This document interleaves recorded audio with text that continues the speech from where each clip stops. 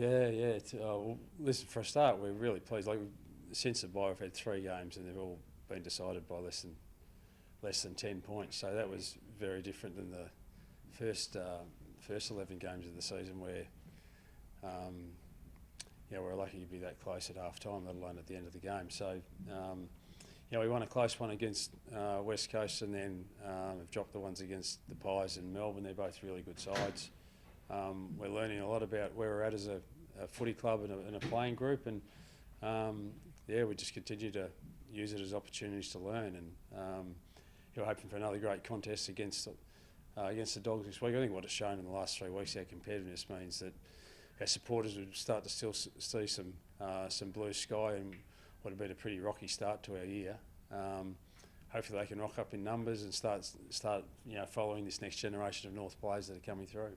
How do you strike the balance between, particularly the last couple of weeks, you don't get the 4 points, but you're pleased with the performance, you want the players to be happy with losing, but also happy with how they play? Well, I think they're content that at least their physicality in contests and that sort of stuff has improved as the year's gone on. But no one's content with losing games of footy. So that's the next step for us, is actually expect that we can be in contests on a regular basis, and the more experience and exposure we get to those close type of finishes, the better we'll become. And you win some, you lose some. Bounce of a ball. One week it goes one side of the post. The next week, Josh Simpkins out the back. That just bounces up into his arms. He kicks an open goal. We win by 3 points. So sometimes it's, you just got to take your chances if they present for you, and sometimes the door closes. Whether that's within a game of footy or whether it's within a season. Sometimes you're best side all year, but you don't win the big dance. So unfortunately in this game, you just got to roll with the punches and take what opens up for you when it's there. And the last couple of weeks, unfortunately, despite being right in the game, it hasn't been right. The right opportunity hasn't opened up for us at the right time. Marcus Bontempelli would be the obvious tagging option for a club going up against one of the best players in the competition. Will Phillips has done that for you in the last couple of weeks. Does he have the physical attributes to go with a Bond? Is it something you would consider this week?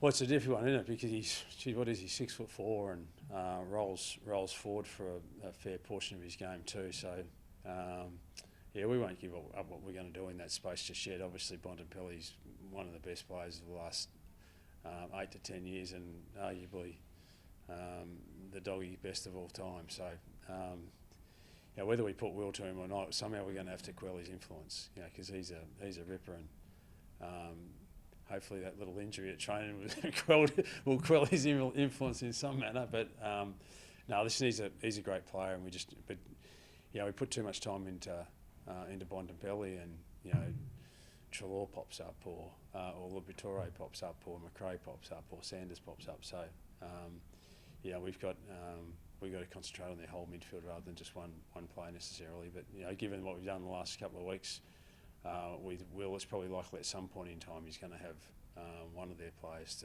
to just keep check on. How have you assessed Will's performances since he's come into the team? It's maybe from the outside, it was a bit unexpected to see him come in and do the job so well. Yeah. Well,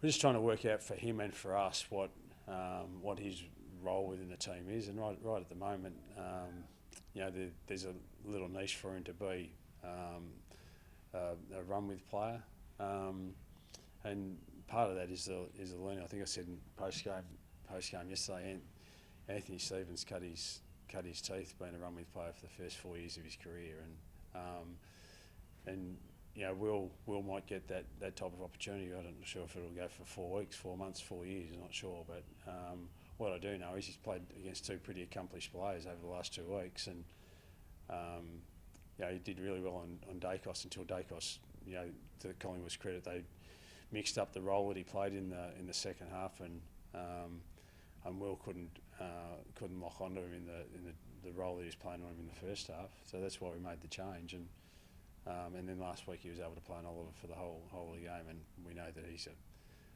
crucial player to Melbourne's setup. So we'll continue to see how he goes in that sort of role. But as I said, there might be stages of this game where he just needs to play as a bona fide mid, given the depth of the Western Bulldogs midfield and how flexible they are to come in and out of that spot. So, we'll address that over the course of the next 24 hours. Does Colby need another week in the VFL, or is he ready to go on the seniors? No, well, he's trained really well over the last 2 weeks, and he came back into the VFL side last week like a duck to water. So he's right in the mix. We'll sit down in the next hour or so and make a decision on what we do with it. Griff Logue was terrific in his first game back as well. So we've got some decisions to make. We want to see how all our guys got through training, and then we'll make a call on that in the next hour or two. Just wanted to ask about Big Nguyen. He looked a bit sick out there on the track. Is he all okay? I haven't spoken to the docs, but they one of the coaches said to me he had to go off the track, so I'll get that assessed when I get out of here. And George Wardlaw just looked a bit sore on the shoulder. Is that something? Yeah. He just he just had a collision, a bit of match play, but we're hoping he'll be okay. The Bulldogs forward line with Norton coming back and Darcy back from suspension sort of shapes up a bit differently to Melbourne's forward line. Do you need to structure up differently compared to what you did last week with your back? Yeah. Obviously it's a significant strength of theirs in terms of their height, and Darcy was in really good form prior to getting that suspension, and Norton, we know his capabilities aerially in particular. So we need to make an assessment there on how we structure up. The same sort of thing. We usually wait to our last training session. We've got most of our sides sort of worked out, but we'll give that some consideration, because we're not absolutely certain what's happening. We think Darcy's coming back because unless he's had a training mishap, he's fresh. Norton's coming back from an injury that's kept him out for 4 weeks that initially looked like it was an ACL, so it was a pretty severe strain of his knee. So we're uncertain whether he's going to play or not. We suspect he probably will, but we'll assess that over the next couple of hours and pick our side as best we can to cope with whatever they bring. Full well that they've got some really potent targets up front. 100 games for Luke Davies-Uniacke this week. What have you seen from him in the last 5 or 6 weeks? It's sort of seen his form explode to his best. Yeah. We know his qualities as a player, and he's built into his season, and importantly for us, as he's played some really good footy. But I think that's probably across the board. Some of our more senior players like Core and McDonald and these sorts of guys have also improved their consistency of their performance over the last 6 or 8 weeks. Luke's been another one of those. Jai has played 2 of the last 3, but prior to that he'd missed about 4 games with a quad. So no coincidence when our senior guys are sort of back and playing good, consistent footy that our team performs a little bit better. So I know that there's a big emphasis on our young guys and the emergence of them and the future of our footy club. But importantly, the leaders need to show the way, and all those guys, their starts to the season wasn't as strong as what we would have liked. But their last 4 to 6 weeks has been a lot better in that space, and LDU's been one of those. Just watching on the weekends, the last couple, it feels like just watching Cam Zurhaar's as engaged as he ever has been, just in game. Have you seen anything around the club to suggest that he's loving his time here even more and maybe close to a signature or anything like that? No, and he'll work that out with his management and the club, I'm sure. He's gone on record that he's going to leave that until the end of the season, but every indication that I've had from him, he's enjoying coming to the training. He's enjoying, especially the last 2 or 3 weeks where he's made impact on games.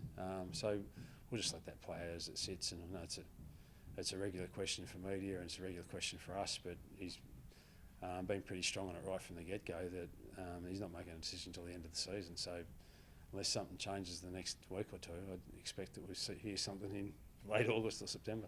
And your fans are enjoying Jackson Archer and his role, particularly last week. Is there another specific job for him next to Dolphins? Yeah, well, it depends how they match up and who they bring into their side. Archer's got the flexibility to play tall and small. Last week he played on Fritz, the week before he's on Bobby Hill, and Bobby Hill helped Collingwood win the game in that, and Arch learnt an enormous amount. He's only played 10 or 15 games. So, but last week was a pivotal game for him in his career. I feel like a little milestone game, not in terms of first game or 50 game or anything, but milestone in terms of his capabilities and belief in himself and the type of player that he can try to blanket. And there's no more dangerous player in the competition than Bailey Fritz. So to keep him to no shots on goal last week was a pretty special effort. So we're hoping that'll be a real step forward for him. And whether he plays on a tall or a small against the Dogs will depend on the way they select their side. So it's probably looking likely to play a little bit medium to tall, I'd imagine. Just a broader one at the moment with the dangerous tackle with Paddy Dangerfield getting off. Are you clearer? Have you got any take on sort of where the dangerous tackle's at? Are you sort of surprised that he got off with that one? I've always said with any type of tackle, or whether it's a marking contest or whatever it is, the eyes of the player tell you what their intent was. And I haven't seen the Dangerfield stuff, but knowing him as a player, I don't think his intent would have been anything else but to try to do what needed to be done within the rules of the game. So for mine, these are all really easy. Just look at the eyes of the player and his intent, and you'll know from his eyes what he was trying to do. And if you felt the intent was to maim the player, suspend him.